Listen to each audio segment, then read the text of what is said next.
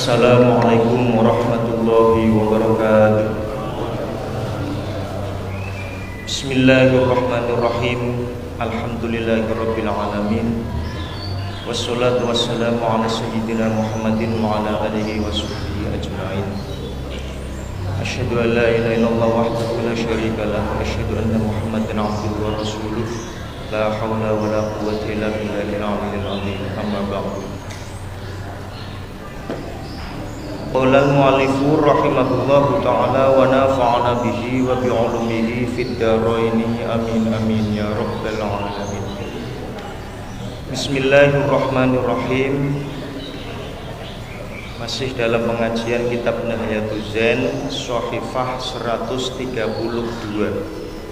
Shahifah 132. Melanjutkan keterangan yang lalu, yang tahun kemarin. Bismillahirrahmanirrahim.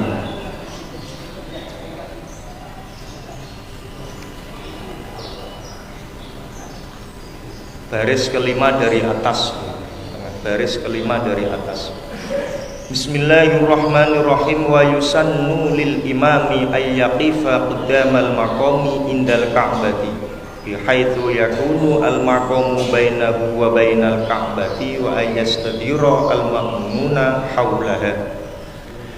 Wa yusannu lan den sunahaken lil imami kaduwe imam apa ayyaqifa yen to ngadeg sapa imam, apa ayyaqifa yen to ngadeg sapa imam kudamal maqami ing dalem ngarepe maqam Ibrahim indal ka'bati ing dalem sandinge Ka'bah bihaitsu yakunu kalawan sekirane ana apa al maqamu apa maqam Ibrahim bainahu iku tetep ing dalem antarane imam wa bainal ka'bati lan ing dalem antarane Ka'bah wa ayastadira lan yen to mubengi atau mengitari sapa al ma'mumuna pira-pira makmum haulaha ing dalem kiwa tengene Ka'bah, ing dalem kiwa tengene Ka'bah. Wala yadurru lan ora bahayani apa kaunuhum anane al ma'mumuna aqraba iku luwih parek, aqraba iku luwih parek ilaiha marang Ka'bah, ilaiha marang Ka'bah fi ghairi jihadil imami ing dalam sakliyane arai imam minhu saking al imam ilaiha marang al Ka'bah, ilaiha marang al Ka'bah fi jihadihi ing dalam arai imam. Kama law waqafa kaya oleh lamun ngadeg sapa imam lan makmum, kaya oleh lamun ngadeg sapa imam lan makmum, kaya oleh lamun ngadeg sapa imam lan makmum fil Ka'bati ing dalem jerone Ka'bah. Waqtalafa lan beda sapa imam lan makmum, lan beda sapa imam lan makmum jihatan ing arah. Fa innahu maka satuhune kelakuan idza istama'a iku ing dalem nalikane kumpul sapa imam lan makmum, iku ing dalem nalikane kumpul sapa imam lan makmum fiha ing dalem Ka'bah ya juzu maka wenang apa ayyakuna apa yen to ana apa wajuhu apa wajahe makmum, apa wajuhu apa wajahe makmum ila wajil makmumi iku marang wajahe imam au janbihi atawa sisiye imam, au janbihi atawa sisiye imam. Wa ayyakuna lan yenta ana apa dhuhruhu geger atau punggunge makmum, apa dhuhruhu apa geger atau punggunge makmum ila dhuhril imami iku marang gegere imam au janbihi atawa sisiye imam, atawa sisiye imam. Wala yajuzulan ora wenang apa ayakuna yen ta ana apa dhuruhu apa gegere makmum, apa dhuruhu apa geger atau punggunge makmum ila wajil imami iku marang wajah imam. Alasannya li'annahu karena satune makmum, li'annahu karena satune makmum hina idin ay hina idakana dhuruhu ila wajil imam, hina idin ay hina idakana dhuruhu ila wajil imam mutaqaddimun iku kang ngajoni yang mendahului, mutaqaddimun iku kang ngajoni ilaihi alaihi ing atase imam fi jihadihi ing dalem arai imam.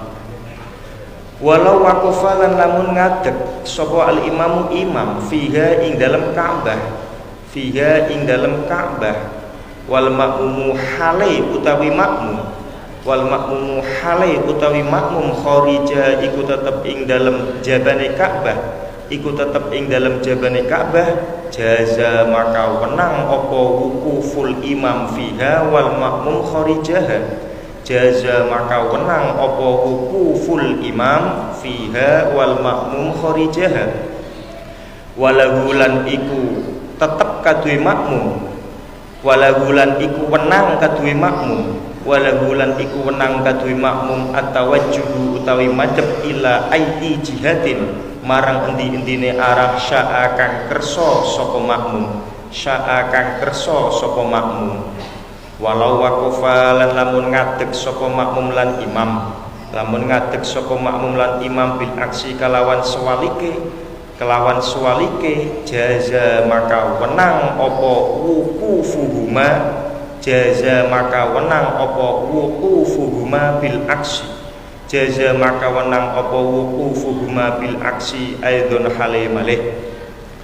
Lakin la yatawajjahu tetapine ora kena madhep, tetapine ora kena madhep sapa makmum ilal jihati marang arah alati kang tawajjaha kang madhep ilaiha marang allati sapa limamu sapa imam, bi haitsu yakunu kalawan sikirane ana apa dhuhruhu punggunge makmum, apa dhuhruhu apa punggunge makmum fi wajhil imami iku tetep ing dalem arahe imam atau iku tetep ing dalem wajah imam. Alasannya litakot dumihi karena dinginane makmum, karena dinginane mendahulunya makmum alaihi ingatasi imam, alaihi ingatasi imam. Hina idin ay hina idza tawajjaha al makmum ilal jihati allati tawajjaha ilaiha al imam, fi jihatihi ing dalam arai imam, fi jihatihi ing dalam arai imam. Walau waqafa lan lamun ngadeg sapa alimamu sapa imam, lamun ngadeg sapa alimamu sapa imam fi ruknin ing dalam pojok, fi ruknin ing dalam pojok min arkaniha kang tetep saking pira-pira pojoke Ka'bah, kang tetep saking pira-pira pojoke Ka'bah, fajihatuhu maka utawi arai imam, maka utawi arai imam majmu'u jihatai janibaihim iku majmu'u jihatai janibaihi iku kumpule arah lorone, iku kumpule arah lorone sisih lorone imam, iku kumpule arah lorone sisih lorone imam, iku kumpule arah lorone sisih lorone imam. Ma'ruf naini ing dalam sartane pojok loro, ma'ruf naini ing dalam sartane pojok loro al muttasilaini kang nyambung karone, al muttasilaini kang nyambung karone bihima kelawan jihatai janibaihi, bihima kelawan jihatai janibaihi. Fala yataqaddamu maka ora kena maju alaihi ing atase makmum, maka ora kena ngajoni atau mendahului alaihi ing atase imam, alaihi ing atase imam sapa al makmumu sapa makmum fi dzalika ing dalem mengkono-mengkono jihad, fi dzalika ing dalem mengkono-mengkono jihad, dalem mengkono-mengkono arah. Wa hasilu malan utawi kesimpulane barang dzukira kang wis tutur apa mak suwarun iku pira-pira rupa arbaun kang 4 li annahuma karena satune makmum lan imam, li annahuma karena satune makmum lan imam imma ayyakuna iku anakalane yen ta ana sapa makmum lan imam, iku anakalane yen ta ana sapa makmum lan imam dakhilal Ka'bati iku tetep ing dalem jerone Ka'bah, dakhilal Ka'bati iku tetep ing dalem jerone Ka'bah, au kharijaha atawa ing dalem jabane Ka'bah, au ahaduhuma utawa ana sapa salah sijine makmum lan imam, au ahaduhuma utawa ana sapa salah sijine makmum lan imam dakhilaha iku tetep ing dalem jerone Ka'bah, wal akharu lan sapa wenehe kharijaha iku tetep ing dalem jabane Ka'bah. Waqat alim tahal teman-teman wis ngerti sapa sira, ahkamaha ing pira-pira hukume suwarun arbaun, ahkamaha ing pira-pira hukume suwarun arbaun. Wa yusanu lan den sunahaken apa taswiyatu sufufi, apa madhaake pira-pira barisan salat, madhaake atau ngrataake pira-pira barisan salat, madhaake atau ngrataake pira-pira barisan salat. Wa alla yazida, itu ada takliqohnya di bawah itu ya, qauluhu wa yusanu taswiyatu sufuf itu baiknya dicoret juga. Qauluhu di paling bawah itu angka 1, qauluhu wa yusanu taswiyatu sufuf ay wa yusanu tegese lan den sunahaken aidon halemale apa taharri yaminil imam, apa niti-niti arah tengene imam, niti-niti arah kanannya imam, niti-niti arah kanane imam. Wa in ba'uda lan senajan adoh, wa in ba'uda lan senajan adoh apa yaminul imam, lan senajan adoh apa yaminul imam, li'annahu karena satune yaminul imam afdhalu iku luwih utama min yasarihi tinimbang saking arah kiwane imam, tinimbang saking arah kiwane imam. Wa in kana lan senajan ana sapa man sapa wong bilyasari ing dalam arah kiwa, bilyasari ing dalam arah kiwa, yasma'u iku krungu sapa man, yasma'u iku krungu sapa man al imama ing imam, wa yara lan ningali sapa man af'alahu ing pira-pira penggaweane imam, af'alahu ing pira-pira penggaweane imam.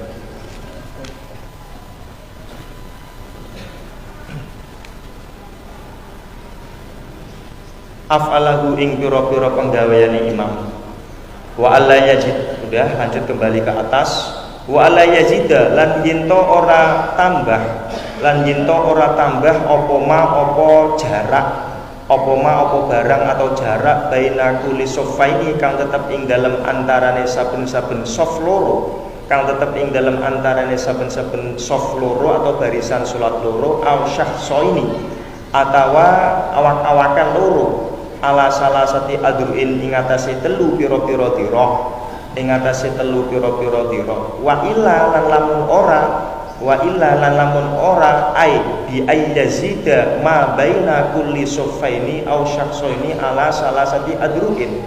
Wa illa lan lamun ora ai bi ayyazida ma baina kulli saffaini au syakhsaini ala salasati adruin. Fata maka pot apa thawabul jamaati ganjarane salat jamaah minta akhurin saking ngeri bidzalika kelawan kono-kono salasati adruin, kelawan mengkono-mengkono salasati adruin. Bismillahirrahmanirrahim. Masih dalam pembahasan salat berjamaah dengan berbagai ketentuan yang ada di dalamnya. Pada pertemuan kali ini membahas tentang sholat berjamaah yang berada di sekitar Ka'bah dan berada di dalam Ka'bah. Ya, semoga saja kita semua bisa sholat di sana. Amin Allahumma amin. Bismillahirrahmanirrahim. Wa yusanu lil imami ayyakifa qudamal maqam indal Ka'bah bi haitsu yakunu al maqam bainahu wa bainal Ka'bah. Disunahkan ketika sholat berdekatan dengan Ka'bah, bagi imam disunahkan untuk berdiri di depannya makam Ibrahim, dekatnya Ka'bah. Sekiranya makam itu berada di antaranya imam dan di antara Ka'bah, dengan lebih dekat gitu. Wa ayasadira makmum dan makmumnya itu mengitari di sekitarnya Ka'bah, karena kita tahu sendirilah Ka'bah itu kan kiblatnya orang Islam di dalam melaksanakan sholat. Lah, ketika posisinya berada di dekat Ka'bah ya maka mau nggak mau ya harus mengitari gitu ya, nggak seperti kita kan berada di belakangnya terus semua kan, kalau ini kan mengitari semua gitu. Wala yadurru kaunuhum aqraba ilaiha, dan tidak mengapa apabila keberadaan makmum itu lebih dekat kepada Ka'bahnya.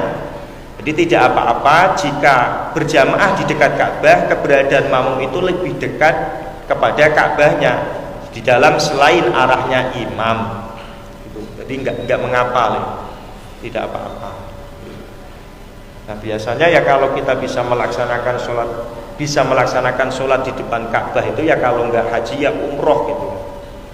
Nah ini apalagi saat sekarang ini menjelang bulan haji yang sempat geger itu viral karena jamaah haji, calon jamaah haji Indonesia pada tahun kali ini tidak bisa diberangkatkan haji dengan berbagai macam pertimbangan yang ada. Terus dari keterangan ini, dari kebijakan ini sehingga menimbulkan pro kontra kan, yang kontra langsung mengutip sebuah hadis itu, mengutip sebuah hadis yang berbunyi gini, itu kalau nggak salah di Jami' Shaghir gitu. Tidak akan datang suatu kiamat kecuali haji tadi, kecuali Baitullah itu tidak dihalangi haji. Jadi kalau Baitullah itu tidak ada orang yang melaksanakan haji di dalamnya, di situ, maka cepat-cepatlah akan terjadi kiamat. La taqumu as-sa'ah hatta la yuhajja al-bait. Langsung mengutip hadis itu, langsung dengan berbagai macam bulian lah diarahkan kepada pemerintah. Terus gitu, wah ini berarti pemerintah Indonesia sama saja menginginkan segera kiamat gitu. Karena ada hadis itu, la tuqamu as-sa'ah hatta la yuhajja al-bait. Jadi kiamat tidak akan terjadi sehingga Baitullah itu tidak dilaksanakan haji di dalam. Nah, perlu diketahui bahwasanya pelaksanaan haji di dalam 1 tahun itu hukumnya adalah melaksanakan haji di situ adalah bukan per individu, tapi melaksanakan haji di Baitullah itu adalah fardu kifayah. Itu ada di dalam kitab Rawdatul Thalibin itu, wa min furudul kifayah ihyaul Ka'bah bil haji fi kulli sanah. Gitu, termasuk dari hukum fardu kifayah adalah menghidupkan Ka'bah dengan melaksanakan haji di setiap tahunnya. Nah, jadi kalau misal jamaah calon haji jamaah Indonesia tidak bisa berangkat tahun sekarang, dan di situ ada satu orang yang melaksanakan haji, sudah gugur dosanya semua orang muslim. Jadi ini yang memang lagi viral, yang lagi yang lagi panas itu di berita di medsos itu kan, langsung mengutip hadis itu, hadis yang mengatakan kiamat akan segera terjadi gitu. Padahal kan tidak cuma Indonesia saja kan, ada warga Arab Saudi sendiri yang melaksanakan haji gitu. Jadi itu fardu kifayah. Memang kalau dalam 1 tahun itu ya, 1 tahun bulan haji tadi itu tidak ada satupun orang Islam yang melaksanakan haji, ya kiamat akan segera datang. Itulah. Tapi faktanya kan tidak, masih ada dari berbagai negara yang kan masih ada. Entah itu kok bisa langsung mengutip hadis itu gimana gitu loh, ya nggak tahu fikihnya. Fikihnya itu jelas ya, wa min furudil kifayah ihyaul Ka'bah bil haji fi kulli sanah. Itu termasuk fardhu kifayah dalam menghidupkan Ka'bah dengan melaksanakan ibadah haji di setiap tahunnya. Itu fardhu kifayah. Kalau fardhu kifayah kita tahu sendiri kan, 1 orang sudah melaksanakan, berarti yang lain tidak mendapatkan dosanya. Itu padahal kan masih ada berapa ratus orang atau mungkin 1000 orang, tidak sampai juta kan itu. Atau bahkan itu di tafsir Qurtubi itu ya, Imam Qurtubi itu mengutip kaulnya Imam Sahal bin Abdullah At-Tusturi. Jadi Imam Sahal bin Abdullah At-Tusturi itu berkata begini, dan ini makalah ini sering disitir, sering diungkapkan oleh beliau Syekhuna Mbah Maimun juga. Atiku as-sultana fi sab'atin, taatlah kepada pemerintah dalam 7 hal. Yang pertama, durbid darahim wadananir, dalam hal pemberlakuan mata uang. Itu yang pertama. Mata uang di kita kan sudah jelas rupiah. Kemarin-kemarin sempat tertangkap itu di Bekasi atau di mana itu menggunakan mata uang dirham dan dinar.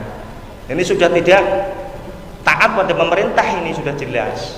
Karena di negara kita pemberlakuan mata uang adalah rupiah. Itu.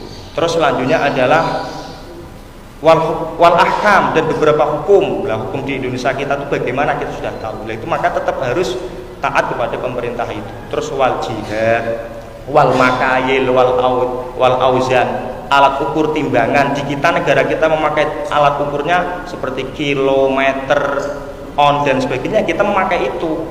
Maka tidak diperkenankan, tidak diperbolehkan kalau memakai ritlun, terus apalagi itu mut, apalagi kati dan lain sebagainya. Ya kita memakainya itu ya kilo, ons, liter, gitu lah. Itu tuh harus taat kepada pemerintah dalam hal itu. Dan selanjutnya yaitu adalah wal haji.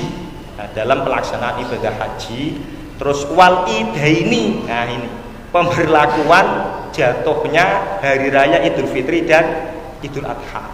Itu harus taat kepada kebijakan pemerintah. Ya tentunya pemerintah tidak akan sembarangan lah dalam menentukan 7 hal macam ini. Dan selanjutnya adalah haji. Lah haji itu pemerintah sudah menetapkan, atau mungkin kalau sementara berita kan menetapkan tidak bisa memberangkatkan tahun ini kan. Itu ya kita harus taat sebagai warga, sebagai masyarakat, itu harus taat kepada kebijakan pemerintah. Itu makolahnya dari Syekh Sahal bin Abdullah At-Tusturi yang dikutip di kitab Tafsir Al-Qurtubi. Itu enak kalau tahu, itu tuh enak gitu. Jadi kita tidak selalu muring-muring, meskipun salah satu kebijakan pemerintah tadi itu mungkin ada yang tidak srek. Ya, tentunya kita dengan mengingat makalah ini hati kita menjadi tentram. Oh ya, kalau memang benar ya alhamdulillah. Kalau memang pemerintahnya salah, yang salah pemerintahnya bukan kita kan. Itu kewajiban kita selaku masyarakat ya taat gitu dalam 7 hal itu. Ya kalau memang salah ya kalau mau protes ya silahkan, diperbolehkan untuk protes dengan cara yang bijak. Karena ini sekarang lagi ramai itu kan, langsung kaum yang itu langsung wah itu pemerintah dolim, pemerintah menghendaki segera kiamat dan sebagainya. Pokoknya macam-macam. Nggak tahu itu kelompok sebelah itu suka gitu. Terus itu ada lagi itu yang GoFood atau apa itu loh, jasa pembelian makanan itu loh lewat ojek itu langsung dihukumi riba. Naudzubillah min dzalik kan. Langsung dihukumi riba oleh mereka itu loh yang mesen makanan. Misal saya mau beli bakso di Cimanjing gitu ya, tinggal lewat HP itu loh. Terus nanti tinggal bayar uang gitu, ada mengantarkan tinggal bayar. Itu dikatakan riba oleh kata haram, dosa besar kata mereka. Naudzubillah. Tentunya kan dalam memutuskan sebuah kebijakan hukum fikih itu harus melakukan kajian yang mendalam. Terlebih adalah bahsul masail. Yang di situ adu kuat dalil kan dari berbagai macam makolahnya ulama itu kan tentunya tidak sama. Di situ adu kuat, yang kuat itu yang mana? Nah itulah kalau langsung gegabah langsung menghukumi riba lah, bagaimana itu pekerja ojol riba semua itu. Naudzubillah.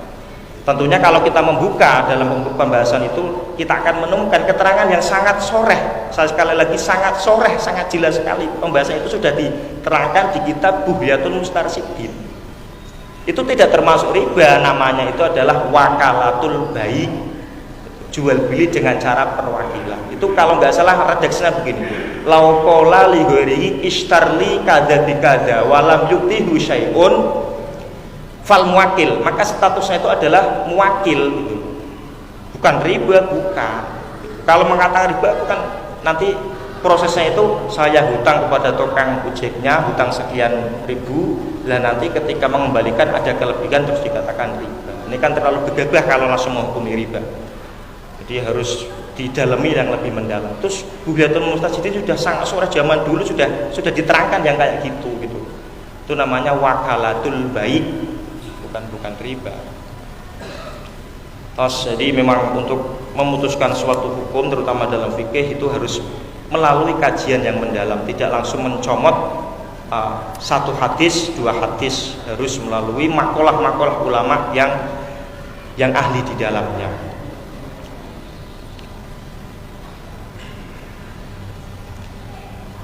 Terus kama law waqafa fil Ka'bah, sebagaimana apabila seorang makmum dan imam berada berjamaah di dalam Ka'bah, wahtalafa jihatan fa innahu idza istama'a fi yajuzu ayakuna wajhu ila wajhil imam aw janbihi. Jadi ketika kok nanti seorang makmum dan imam melaksanakan sholat berjamaah di dalam Ka'bah, maka yajuzu ayakuna wajhu ila wajhil, diperbolehkan wajahnya makmum itu menghadap ke wajahnya imam atau berada di sebelahnya imam. Tuh kayak gitu. Itu konteksnya berada di dalam Ka'bah loh ya. Wa ayakuna dzuru ila dzur imam, dan punggungnya makmum itu menghadap di punggungnya imam atau berada di sebelahnya imam gitu. Yang tidak diperbolehkan itu punggungnya makmum berada di wajahnya imam, berarti ya otomatis posisinya makmum berada di depannya imam. Nah itu tidak diperbolehkan. Kenapa kok tidak diperbolehkan? Li'annahu hina idzin mutaqaddimun alaihi fi jihatihi, karena sama saja posisinya makmum itu mendahului posisinya imam. Jadi yang tidak diperbolehkan berjamaah di dalam Ka'bah adalah posisinya makmum, punggungnya makmum itu berada di depannya wajahnya imam. Itu yang tidak diperbolehkan. Walau waqafa al-imamu fiha wal ma'mumu kharijaha jaza walahu atawajjuh ila ayyi jihatin sya. Apabila imam berada di dalam Ka'bah, imamnya itu berada di dalam Ka'bah sementara makmum berada di luar Ka'bah, maka diperbolehkan. Posisi semacam itu diperbolehkan, dan bagi makmum diperbolehkan untuk menghadap kepada arah yang dia kehendaki.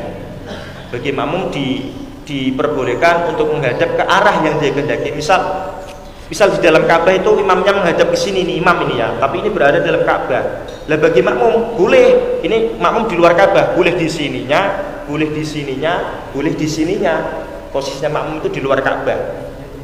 Gitu. Sekali lagi, imam berada di dalam Ka'bah, maka bagi makmum diperbolehkan posisinya berada di arah yang dia kehendaki. Boleh di sini, ini luar Ka'bah nih makmumnya, ini dalam Ka'bah, boleh di sini, boleh, terserah mau yang gimana. Kalau posisinya imam berada dalam Ka'bah, makmum berada di luar Ka'bah. Walau waqafa bil aksi jaza aidon, lakin la yatawajjahu al makmum ila jihati allati tawajjaha ilaiha al imam. Apabila posisinya dibalik sekarang, berarti imamnya berada di luar Ka'bah, makmumnya berada di dalam Ka'bah.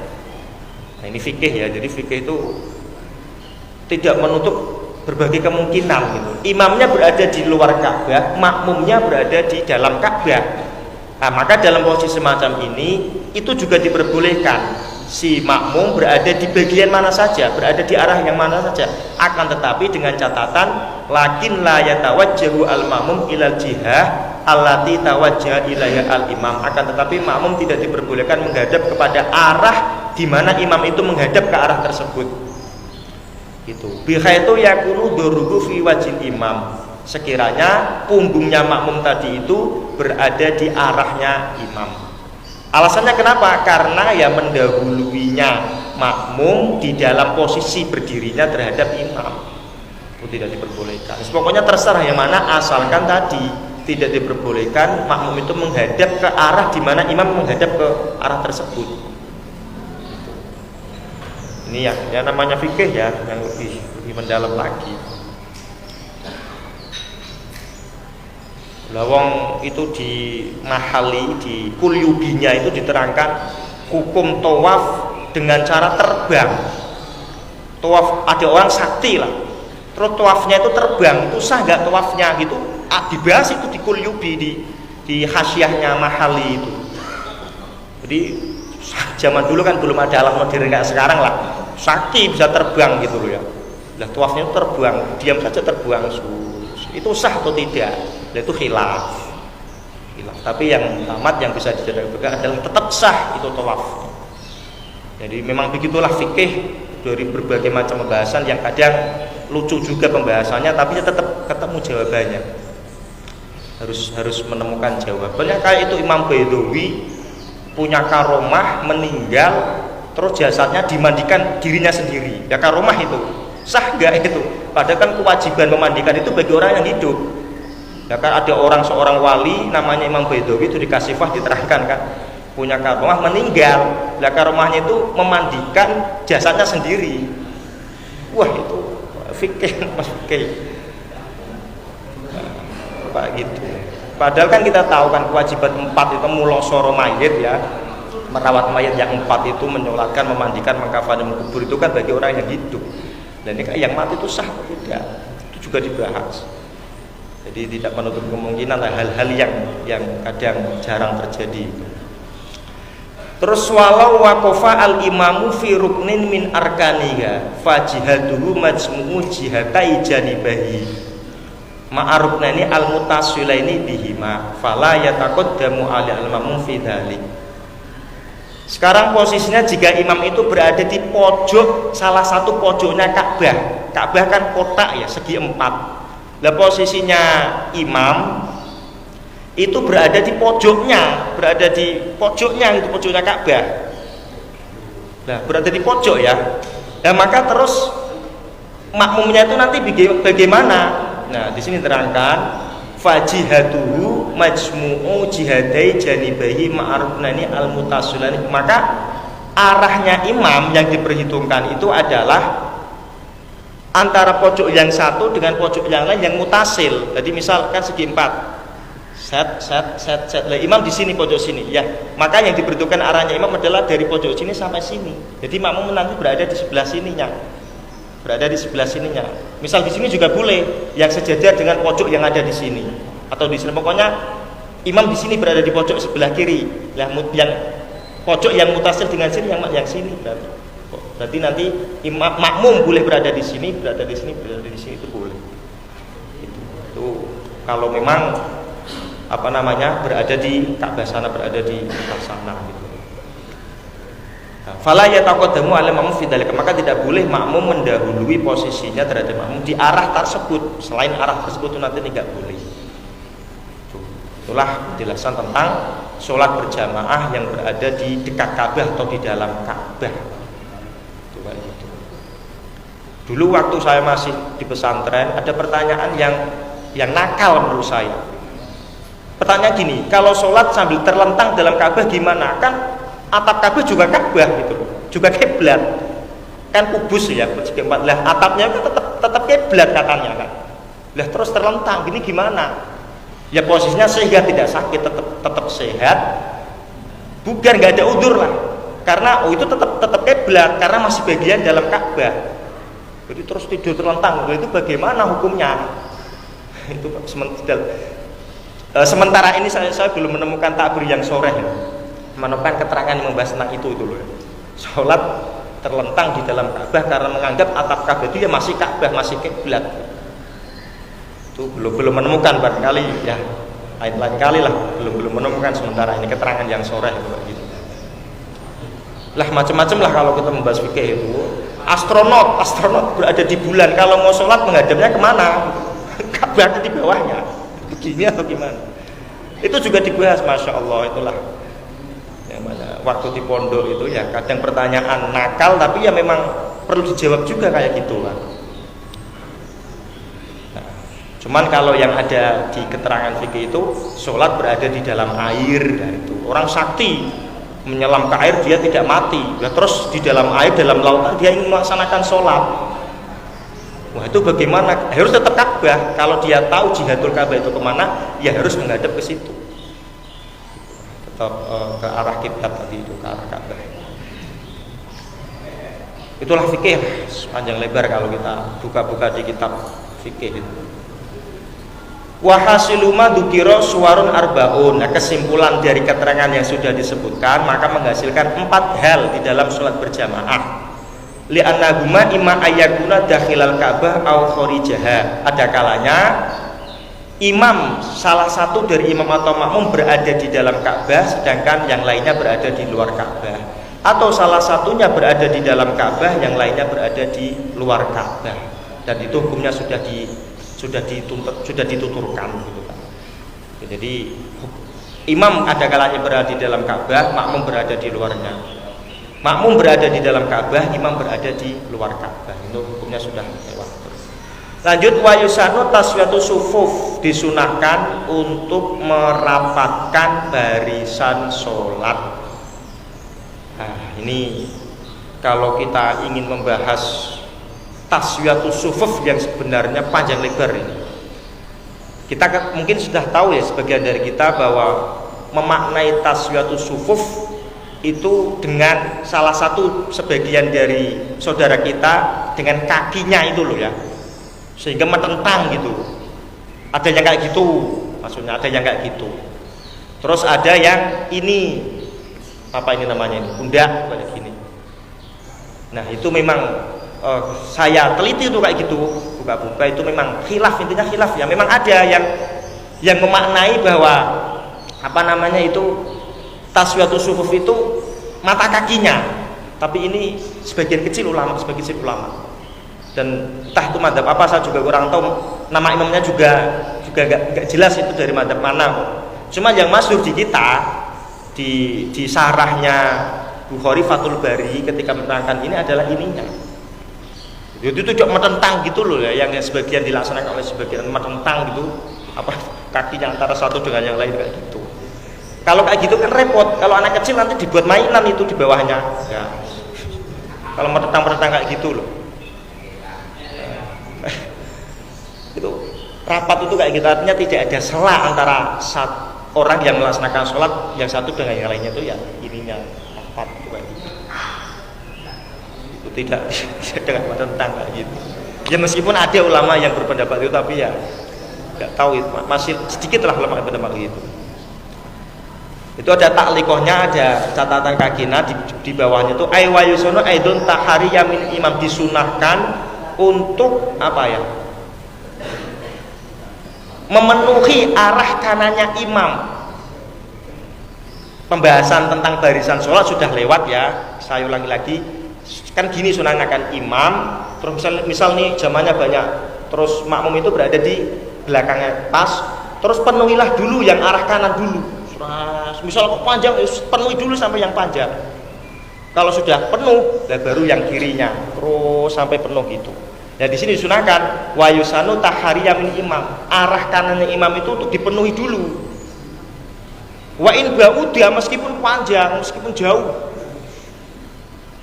terus dipenuhi dulu. Itu. Li'annahu afdalu min yasir, karena arah kanannya imam itu lebih utama daripada arah kirinya imam. Wa in kana man bil yasar yasma'u al imam wa yaraf, meskipun orang yang berada di sebelah kirinya imam itu bisa mendengar suaranya imam, bisa melihat gerakan sholatnya imam, tapi tetap disunahkan untuk memenuhi barisan sholat yang kanan terlebih dahulu. Tuh kayak gitu. Jadi misal gini lah, ini imam, terus ada berapa orang gitu. Yang pertama adalah berada di belakang imam terlebih dahulu.